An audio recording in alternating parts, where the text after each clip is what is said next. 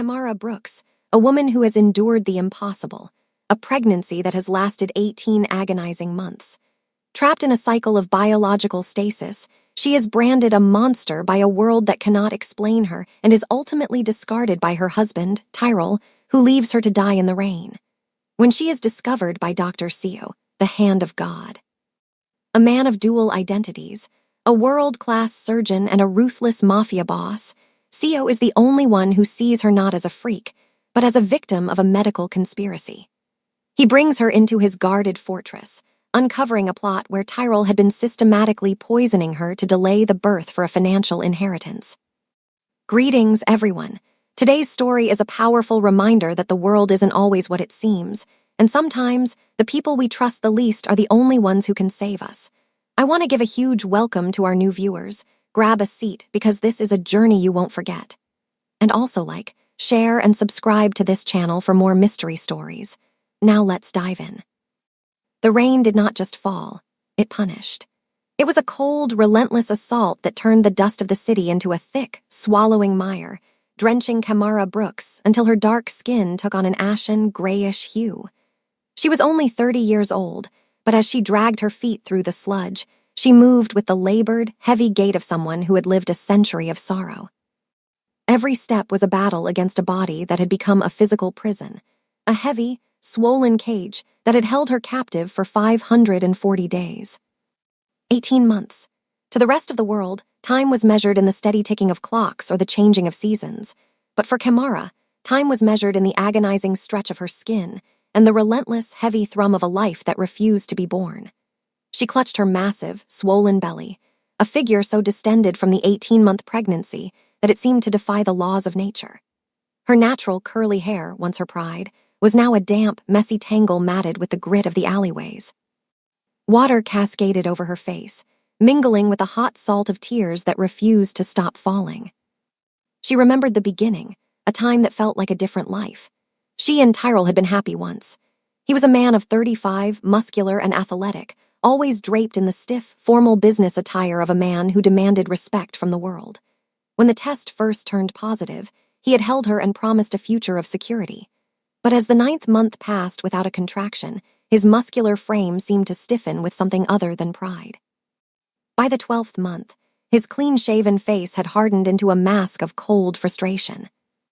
The rejection had started in the sterile, white halls of the city's top hospitals. Kamara could still hear the whispers of the nurses and the blunt, cruel dismissals of the specialists. "It's a hysterical pregnancy," one had said without looking her in the eye. "You're a medical impossibility," another snapped, accusing her of fraud despite the visible, heartbeat-thumping evidence of her condition. Eventually, the medical world, the very people sworn to help, simply stopped opening the doors. They saw her as a freak, a glitch in their textbooks that they would rather ignore than solve. But the deepest wound had been dealt at home. Tyrell, obsessed with his image and his rising status, couldn't handle the whispers of the neighbors or the stain her condition put on his perfect life. The man who was supposed to be her protector became her primary tormentor. He began to look at her not with love, but with a visceral, skin-crawling disgust. "You're not a woman," he had hissed on that final, terrible night, his eyes flashing with a cold anger that showed no hint of the man she had married. "You're a monster. No human stays pregnant for 18 months. You've brought a curse into this house, and I won't let it destroy me." He had shoved her out into the rain, slamming the door on her cries. Within weeks, she heard through the cruel grapevine of the streets that he had already moved on, marrying a normal woman and erasing Kamara like a bad debt. He left her to the elements, a woman in the depths of a physical crisis, without shelter, a change of clothes, or even a scrap of food. Now she roamed the streets where people recoiled as if she were a plague bearer. She wore the same tattered, worn-out clothes she had been wearing the night she was exiled, the fabric now ripped and stained with the filth of the gutter. She saw the way strangers pulled their children away, the way they muttered prayers or insults as she passed. They called her a mad woman, a monster, and a curse. Hunger was a dull, constant ache in her chest, but it was nothing compared to the sharp, tectonic shifts of pain that radiated from her spine.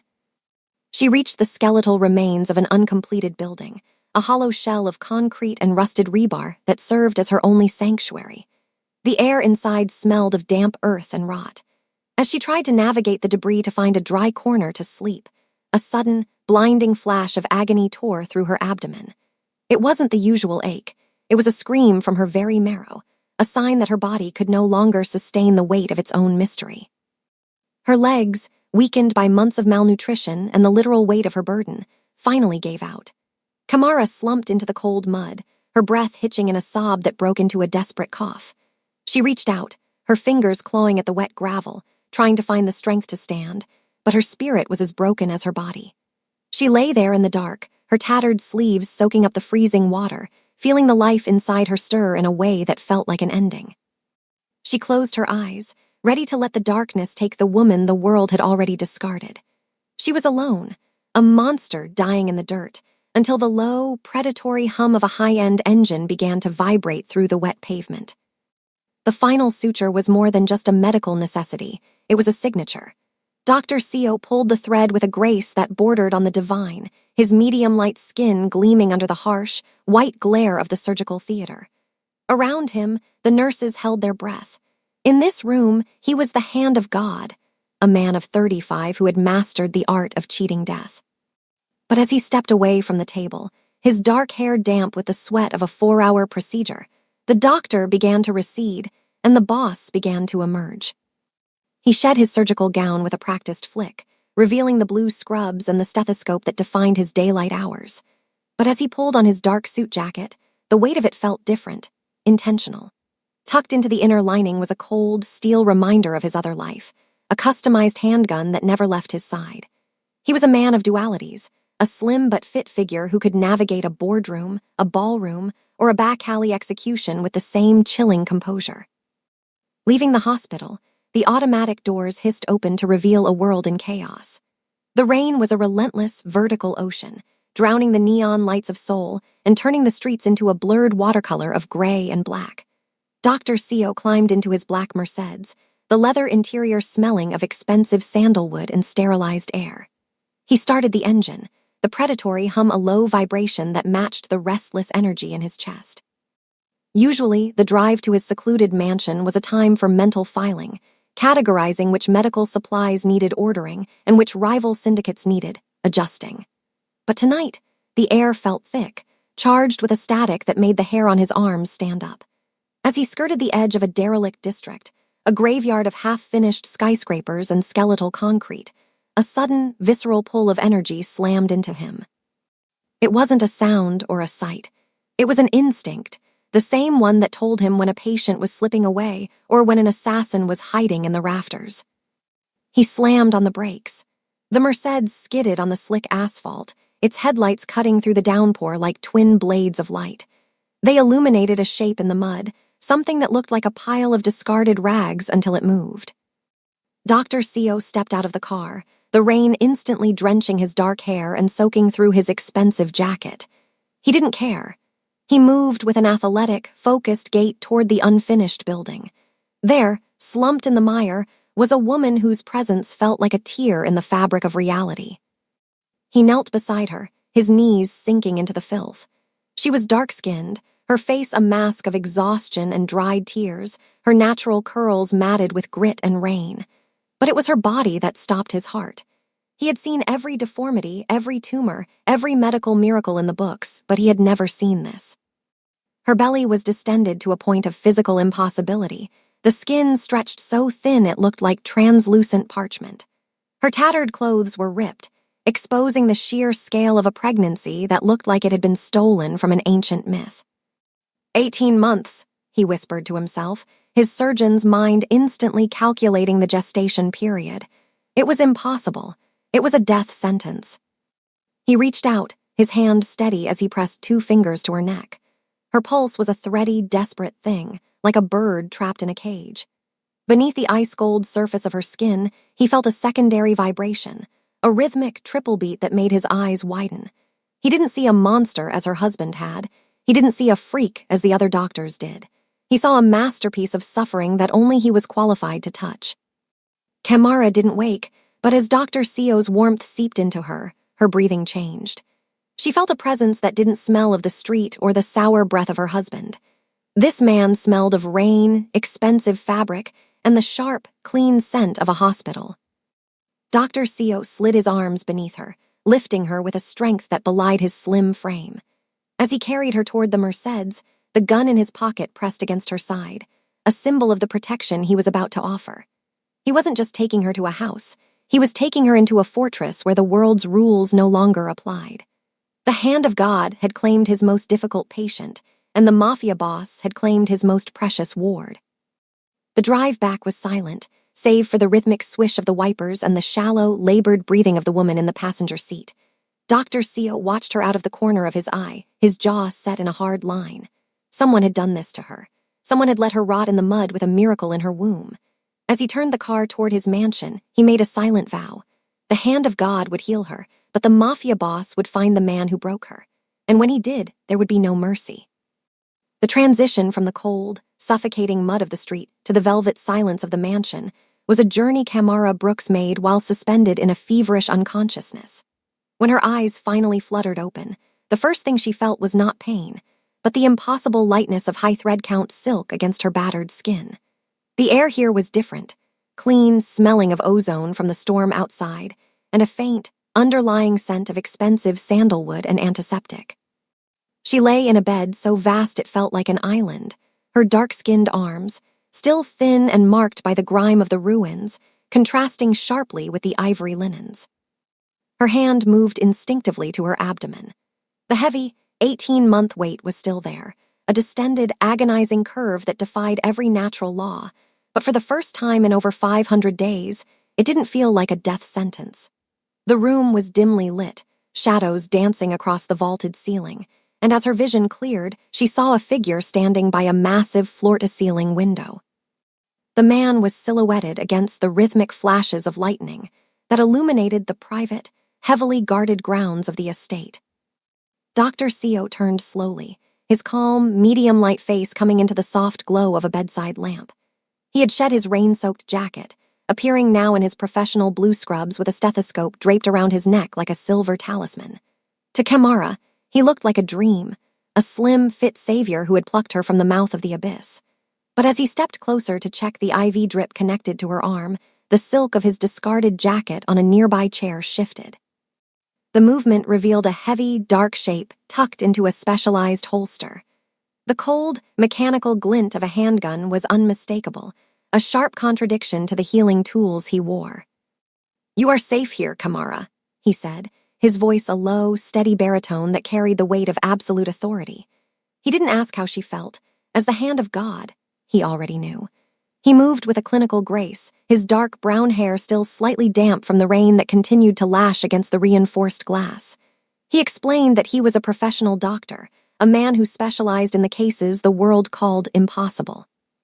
He told her that he had seen her condition in the mud and knew instantly that every other doctor she had encountered was either a coward or a liar. Kamara tried to speak, her throat dry and raw from months of screaming into the wind, but the words wouldn't come.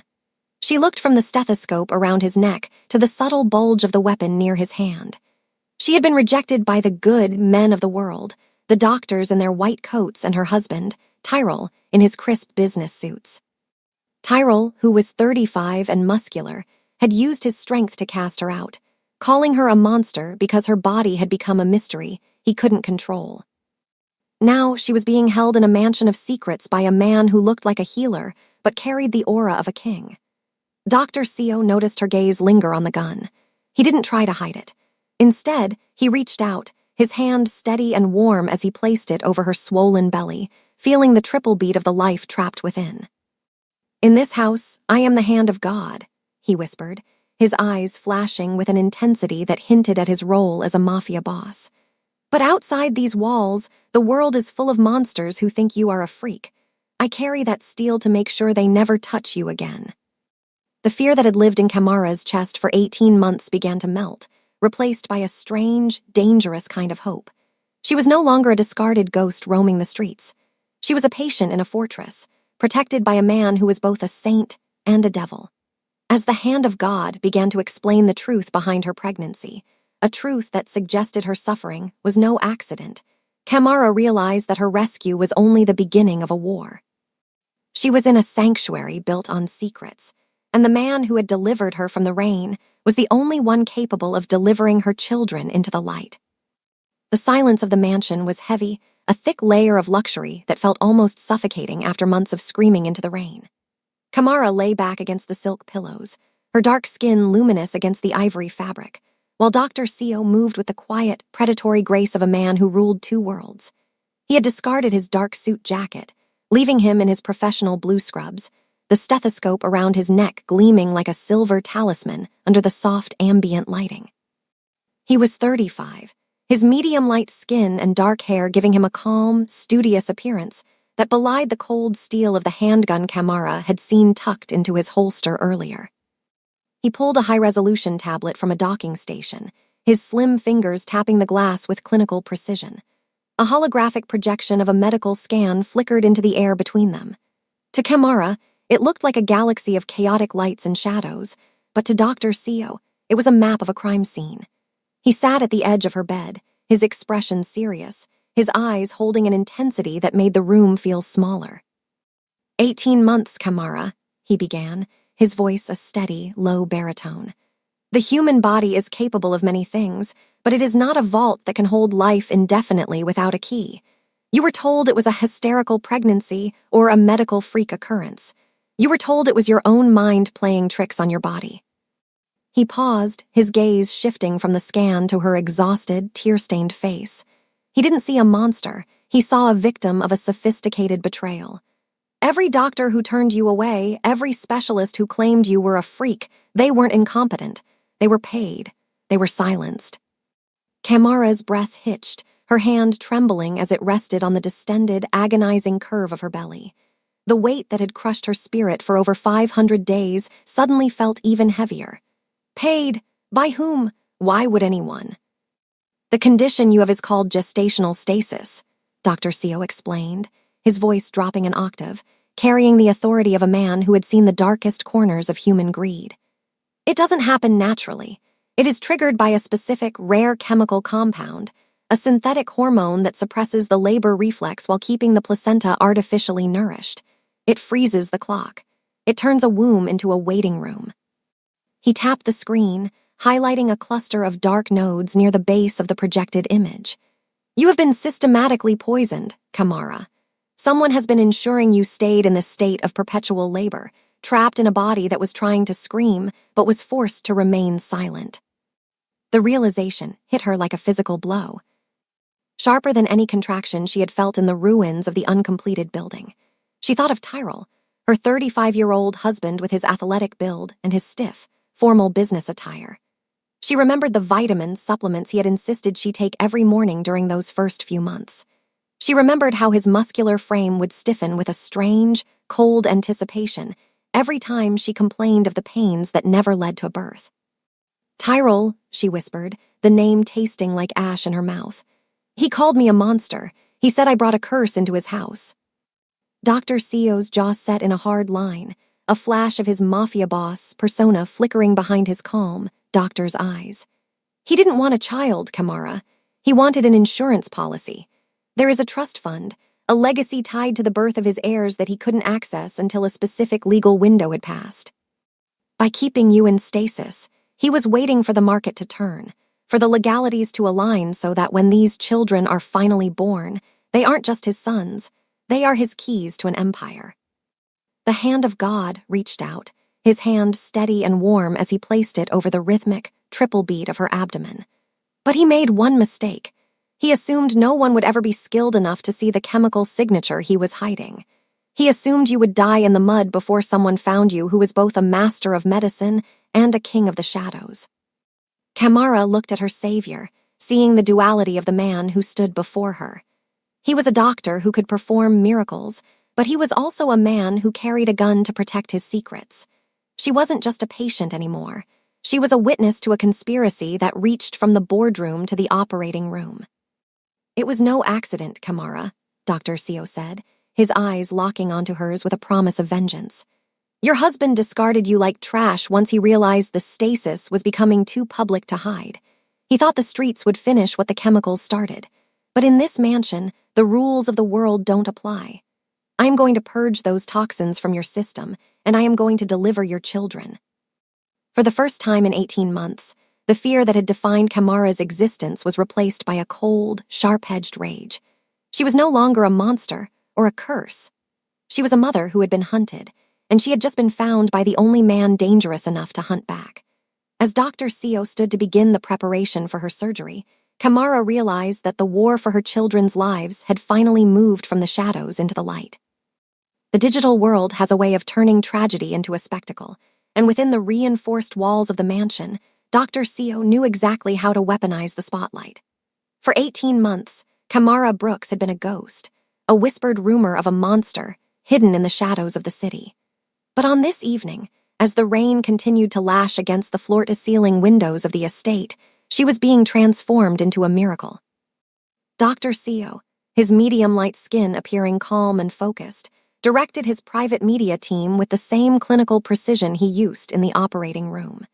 He had shed his dark suit jacket, standing in his professional blue scrubs with a stethoscope around his neck, the dual nature of his identity as a healer, and a king of the underground hidden behind a lens of sophisticated broadcast equipment.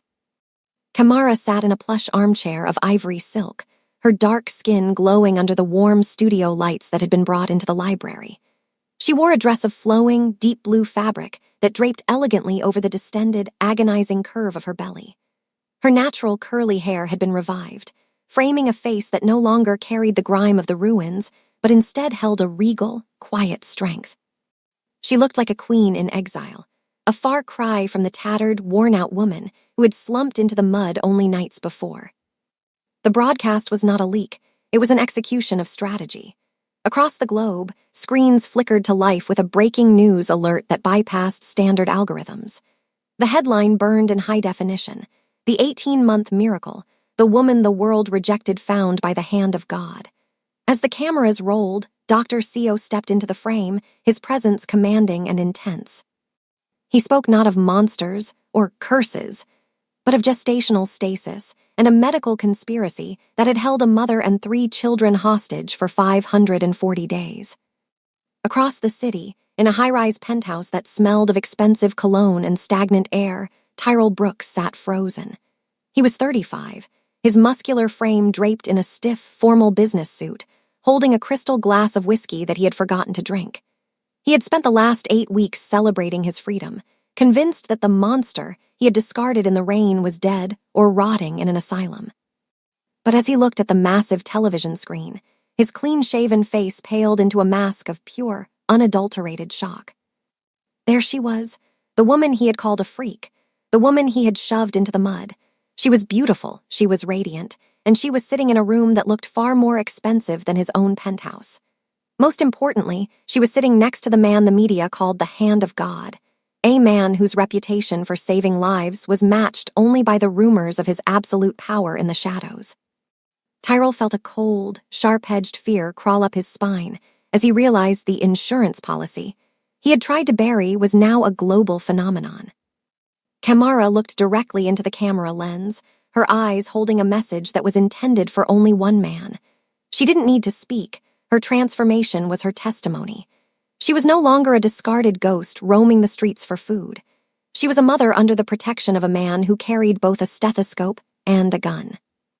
The broadcast ended as abruptly as it began, leaving the world in a frenzy and Tyrell in a state of mounting panic. In the silence of the library, Dr. Seo turned to Kamara, his eyes flashing with a touch of his Mafia intensity. "He has seen you now," he whispered, his hand steady as he adjusted the IV drip that was purging the toxins from her system.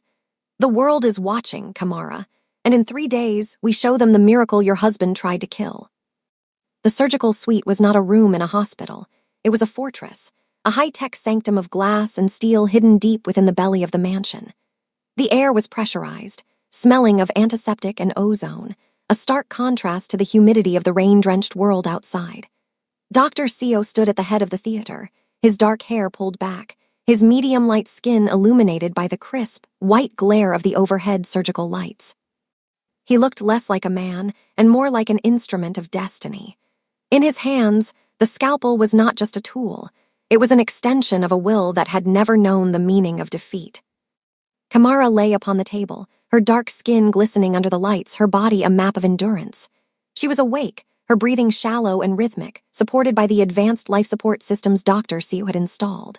She looked up at him, her eyes searching his for a sign, for a flicker of doubt. But Seo's face was a mask of cold, surgical perfection. He was the hand of God, the man who played with life as if it were a game of chess, and he did not intend to lose. The chemicals Tyrell forced into your system have made the tissue incredibly fragile, Kamara, Seo said, his voice stripped of all emotion, focusing purely on the mechanics of the miracle. Every incision must be perfect. If I move a fraction of a millimeter too deep, the structural integrity of the uterine wall will collapse. We are fighting against 18 months of cellular decay. But I have spent my life cutting through the shadows. This will be no different. The operation began with a silence so profound it felt heavy. Outside the theater, the mansion's security detail, men who typically enforced his will on the streets, stood guard, their presence a silent reminder that this was not a normal birth. They were protecting more than just a patient. They were protecting the new heirs of a legacy that was currently being reborn in blood and sweat. As the scalpel pierced the surface, the room seemed to shrink. Seo moved with a terrifyingly slow, methodical focus. Each layer of tissue he parted revealed the extent of the damage the synthetic hormones had inflicted. His assistants, handpicked for their silence and their loyalty to the underground king, watched with bated breath, their movements synchronized to his. They knew that Seo was not just a doctor. He was a man who handled consequences with lethal efficiency. If they failed here, the failure would be final. The tension in the room spiked as Seo reached the womb. The triplet pregnancy had created a density that shouldn't have been physically possible, a compressed reality of 3 lives waiting for the signal to start. Monitoring the fetal heart rates, an assistant whispered, the sound barely audible over the hum of the ventilators. They're struggling, doctor. The chemical saturation is blocking their lungs. Seo didn't look up. His eyes were fixed on the field of operation, his hands operating with a dexterity that bordered on the superhuman. I have the signal, he murmured, his fingers working with frantic, controlled energy. He wasn't just performing a surgery, he was fighting a war against the clock and the cruelty of the man who had played God with Kamara's body. He could feel the triplets' distress, a faint, erratic drumming of hearts that were fighting for a life they had been denied for far too long. Then the first cry, a small, thin sound that cut through the sterile room like a serrated blade. Seo pulled the first infant free, a tiny miracle of life, its skin dark and glistening. He didn't pause to celebrate. He moved with ruthless speed, clearing the airways, passing the baby to the waiting medical team. First one is stabilized. Move to the second. The room became a blur of motion. The second birth was a struggle, the chemical stasis creating a resistance that made the muscles scream, but Seo's hands remained as steady as stone. He felt the weight of the triplets, the weight of Kamara's suffering, and the weight of his own vow to destroy the man who had orchestrated this. When the third child was finally lifted from the dark, the room erupted in a quiet, breathless relief. 3 lives, 3 survivors, 3 miracles born out of a tomb of chemical lies. Seo stepped back, his scrubs stained with the evidence of his victory, his breath hitching in his chest for the first time that night. He looked down at Kamara, who had drifted into a peaceful, medicated sleep. She looked different. The heavy, agonizing curve of her belly was gone, replaced by a quiet, flattened peace. She looked no longer like a woman who had been discarded, but like a woman who had been resurrected. Clean them up, Seo ordered, his voice returning to the cold, authoritative tone of a Mafia boss. And ensure the security perimeter is doubled. The broadcast has made the world curious, but Tyrell Brooks will be coming to claim what he thinks is his. He needs to understand that what was discarded in the mud has been reclaimed by a power he cannot comprehend. He washed his hands in the basin, watching the pink, diluted blood swirl down the drain. The hand of God had delivered the impossible, and the Mafia boss had secured the future. As he walked toward the door, his hand instinctively brushed the cold, hard weight of the gun at his side. He didn't just have a surgical victory, he had a new objective. He would make sure the world, and specifically Tyrell, learned that the cost of touching his miracle was absolute, total, and final. The weeks that followed the surgery were a profound, unsettling silence, a peace so absolute that Kamara Brooks often woke in the middle of the night, reaching for the heavy, agonizing weight that had defined her existence for 18 months. But her hands would find only the cool, smooth silk of her nightgown and a stomach that was slowly reclaiming its natural form. In the nursery down the hall, the rhythmic breathing of 3 infants served as a living metronome, ticking away the seconds of a life she had once thought was over. 8 weeks. In the outside world, the media frenzy had reached a fever pitch before settling into a low, speculative hum. Within the walls of Dr. Sio's estate, time moved differently. Kamara's dark skin had regained its luster, the ashen gray of the streets replaced by a healthy, golden glow.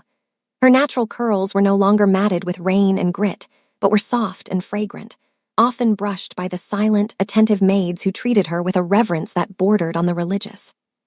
To the household staff, she was not a patient. She was the woman the boss had brought back from the dead. Dr. Sio remained a constant, steady presence. He was still the hand of God, checking her vitals with the same clinical precision he used in the operating room, but the coldness in his eyes had softened when he looked at the triplets. Kamara would often watch him through the nursery glass, a slim, fit man in blue scrubs, his stethoscope dangling as he cradled a child in each arm. It was a jarring contradiction to the man who, an hour later, would be seen on the security monitors in a sharp black suit, speaking in low, deadly tones to men who looked like they were made of stone and iron. The mansion was a fortress of glass and steel, guarded by a security detail that moved like shadows. Kamara found peace in the routine, the morning feedings, the walks through the private, walled gardens where the air smelled of blooming jasmine rather than damp concrete, and the quiet dinners with Dr. Sio where they spoke of everything except the man who had discarded her. Under the Mafia's protection, the world felt small, safe, and manageable. For the first time in years, Kamara felt like a woman, not a medical freak or a monster. She began to believe that the nightmare of the 18-month pregnancy was finally behind her, a dark chapter in a book she had already closed. However, the peace was a thin veil. While Kamara found joy in the first smiles of her children, Dr. Sio spent his nights in the basement command center, watching the digital ripples caused by Tyrell Brooks. He saw the legal filings, the private investigators lurking near the estate's perimeter, and the desperate, greedy movements of a man who realized his insurance policy was now a billion-dollar miracle. Tyrell had not stayed in the shadows. His muscular frame, draped in his stiff business suits, was seen frequently in the offices of high-priced lawyers, plotting a way to reclaim the legacy he had tried to drown in the mud.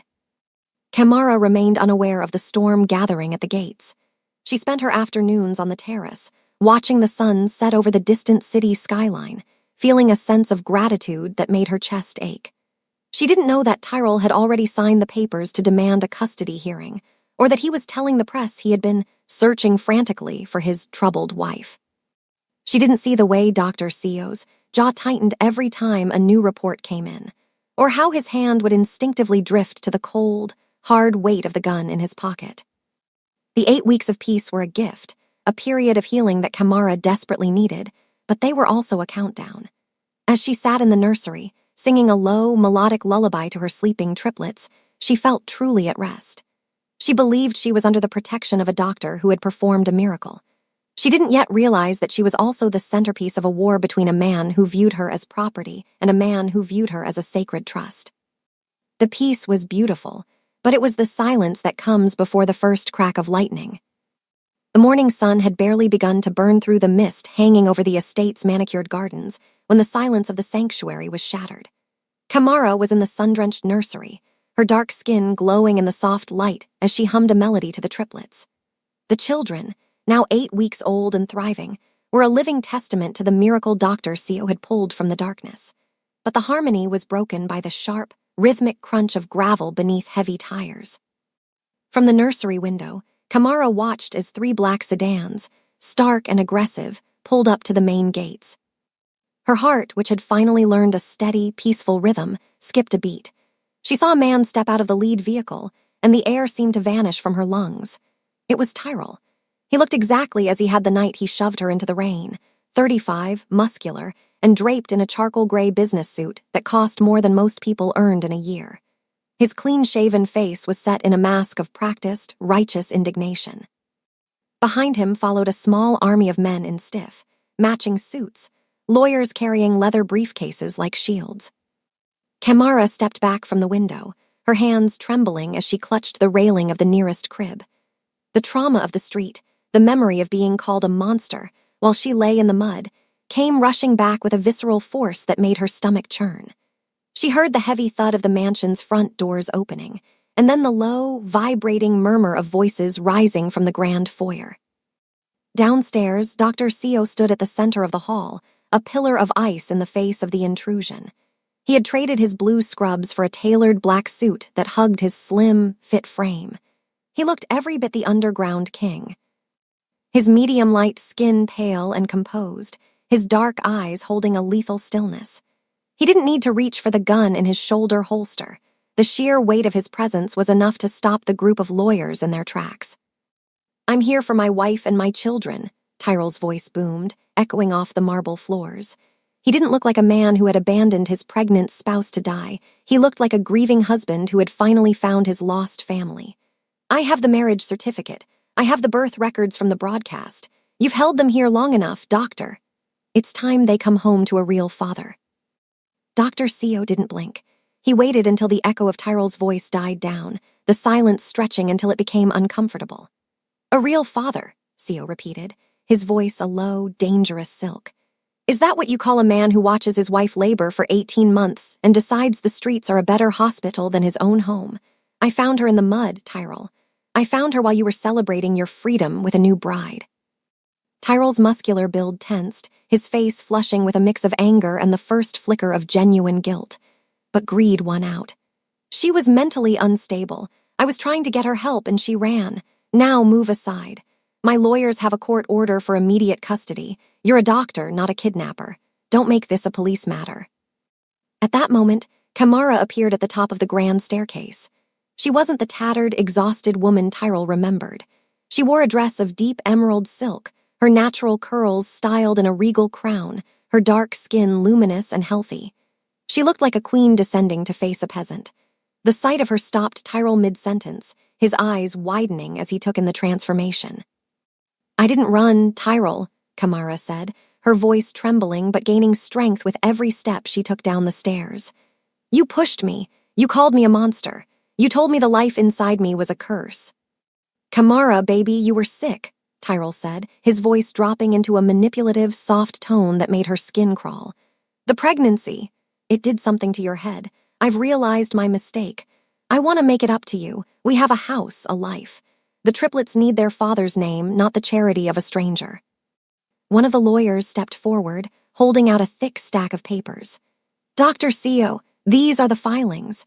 As the legal husband and biological father, Mr. Brooks has the primary right to the children. Any further detention of Mrs. Brooks will be viewed as a criminal act." Dr. Seo finally moved, stepping between Kamara and the legal team.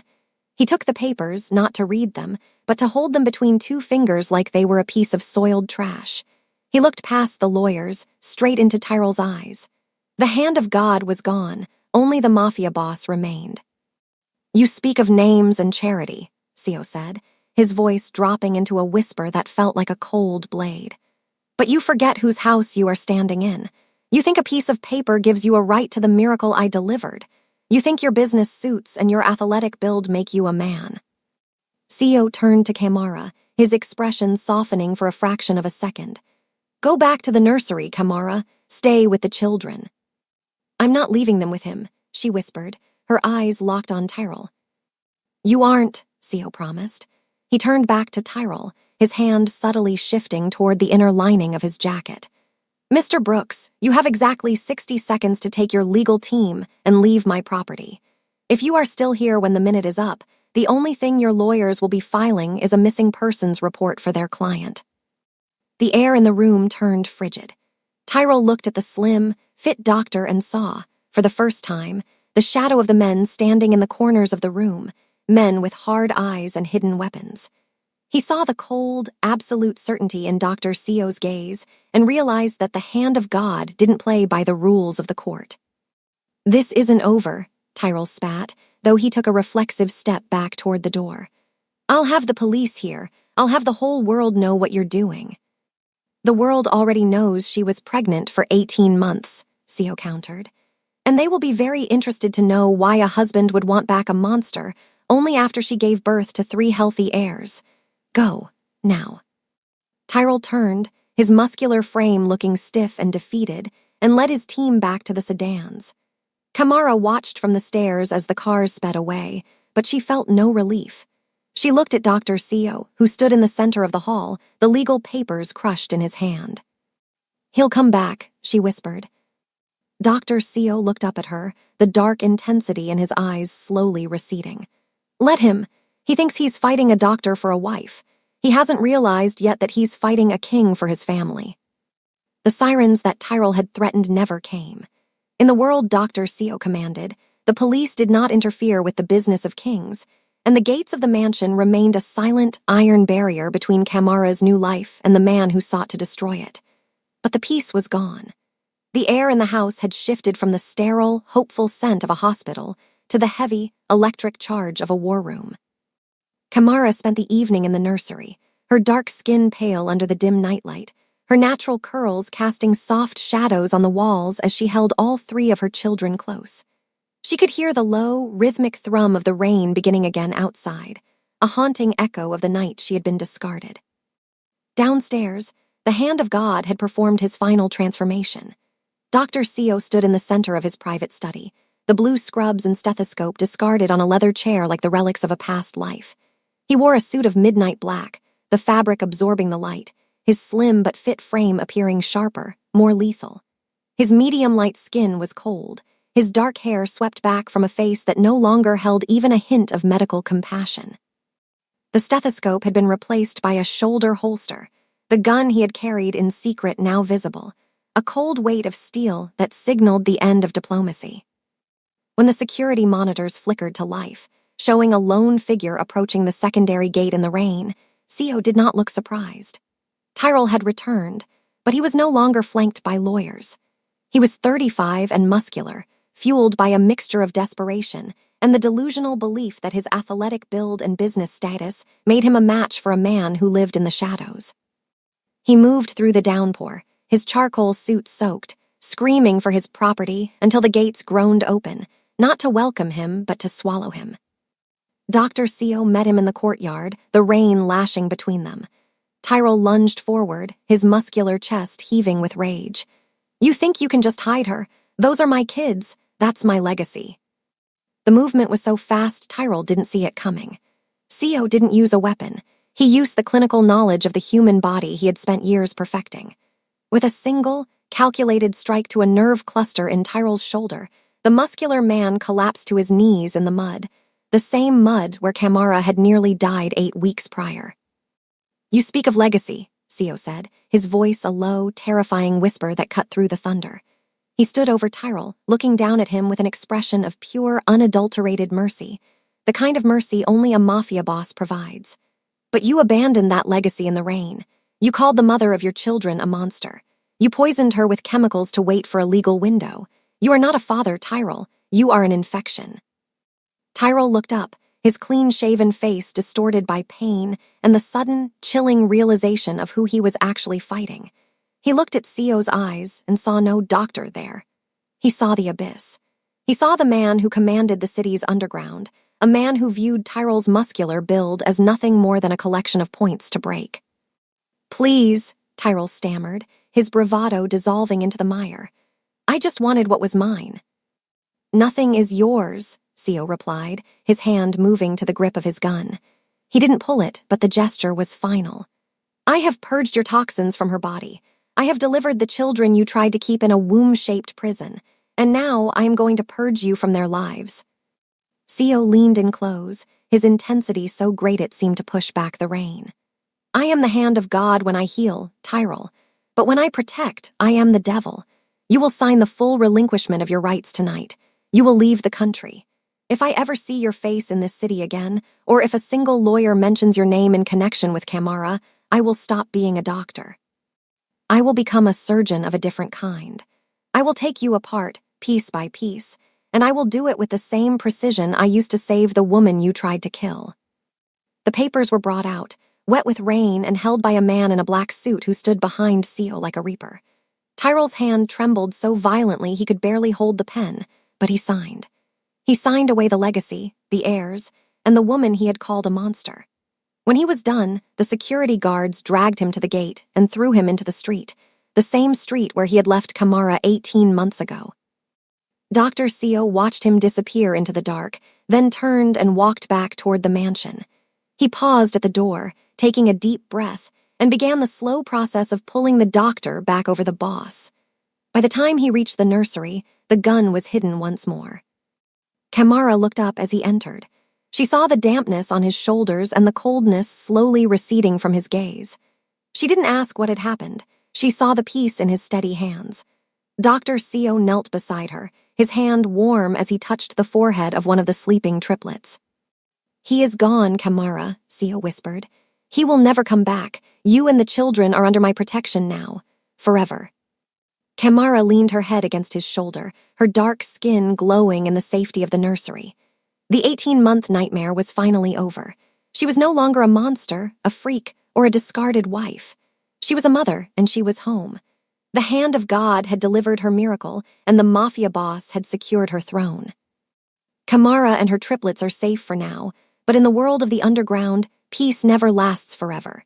If you want to see the next chapter of their lives, and more stories of justice being served by the most unexpected heroes, hit that subscribe button and turn on notifications. You don't want to miss what happens when the triplets grow up. Thanks for staying with us.